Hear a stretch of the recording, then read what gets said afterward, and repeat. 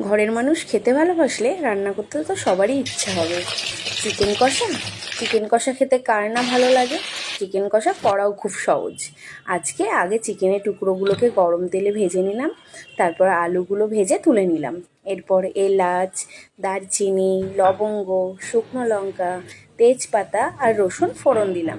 তারপর কেটে রাখা পেঁয়াজগুলো দিয়ে সামান্য লবণ ও চিনি দিয়ে বাদামি করে ভেজে নিলাম। তারপর টমেটো দিয়ে দিলাম।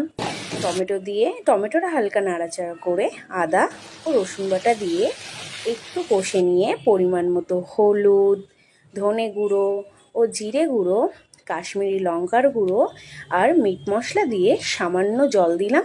তারপর মশলাটা ভালো করে কষে নিলাম। মশলাটা কষা হয়ে গেলে মাংস দিয়ে দিলাম। মাংস দেওয়ার পরে অল্প পরিমাণে জল দিয়ে ভালো করে মাংসটাকে কষে নিলাম। ব্যাস, আমার চিকেন কষা রেডি হয়ে গেল। আর নামানোর সময় একটু গরম মশলা ছড়িয়ে নামিয়ে নিলাম। তারপরে এদিকে আমার কর্তামশাই খেতে বসে পড়েছে। তাকে গরম গরম চিকেন কষা দিয়ে ভাত দিলাম।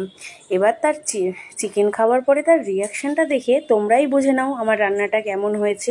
আর রান্নাটা যদি তোমাদের ভালো লাগে তোমরাও একবার এইভাবে করে দেখো, তোমাদেরও আশা করি ভালো লাগবে। আর আমার চ্যানেলটা একবার সাবস্ক্রাইব করে দিও।